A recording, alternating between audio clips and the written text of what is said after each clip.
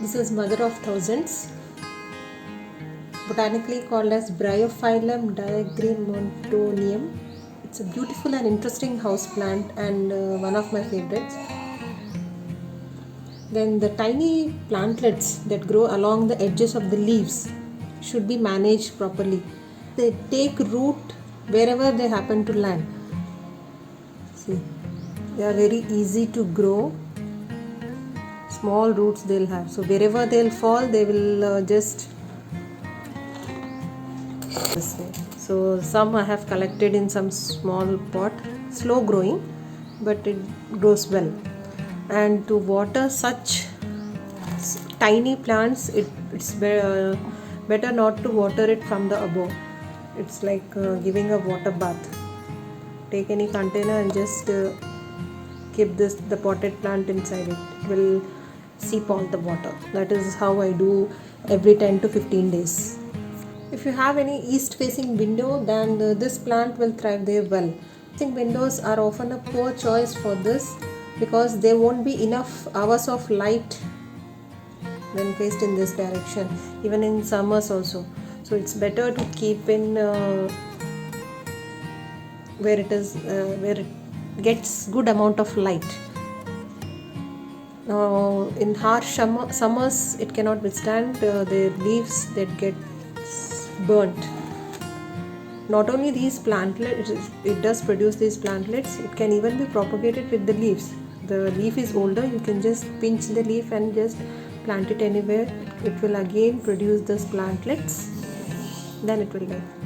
So those plantlets can be propagated and it's a good gifting idea. So you can gift your friends. Yeah, you just need to buy one plant, rest of the plantlets you can gift all. And the drainage system can be improved by putting some pebbles or few stones at the bottom of the pot. And do well in soggy or damp conditions.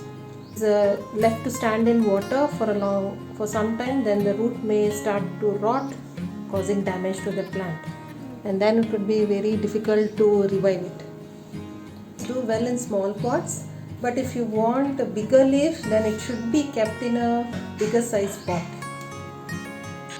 The bigger the pot, the bigger the leaves will be. And now to maintain proper drainage, the soil mix that I have used is 50% sand, 20% vermicompost, 10% normal soil. That's it. Garden soil. And some amount of neem cake powder. That's it. Now apart from these, you can even add perlite, pumice or vermiculite if it's available. And watering. Now to grow any plant or to kill any plant, water plays a major role. That's why I've given more emphasis on how the watering should be done. Rest all fertilizers we'll be doing once in a month. That's a different one. But watering, if it is done at moderate way, only when the soil is dry, then there is no end for this. Always use water that is at room temperature. The roots of the plant are extremely sensitive to temperature. Using water that is too cold or too hot can shock the roots and cause damage. Another tip for watering your mother of thousands is water the soil only and avoid getting water on the leaves. The leaves of the plant are prone to rot and when they get wet. So it's always a good idea to water them using a water bath. And the contact details of this plant seller I'll be giving in the description, so please check. And one more important point, all the parts of this plant are poisonous, so it should be kept away from small kids and pets. Rest, it's very good choice for the beginners. No, don't worry, even if the small plantlets also, if they fall, they will survive. You just need to carefully collect them and place it in the container so that they won't go away or blow away with the air and spread in your whole garden. That's it. If you like the content, Please share with your friends and give a like. Thanks for watching.